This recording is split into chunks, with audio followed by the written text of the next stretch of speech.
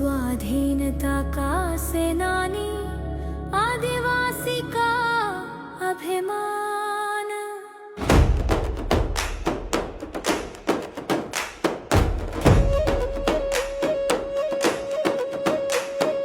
शेर सा वीर वो उठा, अन्याय से लड़ा।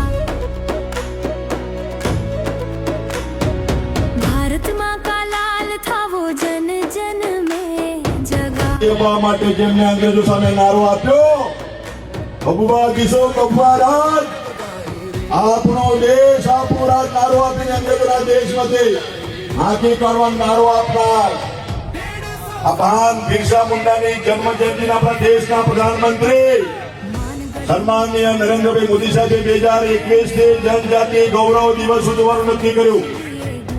એના ભાગરૂપે આજે 150મી જન્મ જયંતિ पूरा देश में शान बान शान और अपना गुजरात प्रदेश में सविशेष मित्रों की उजवणी થઈ રહી છે।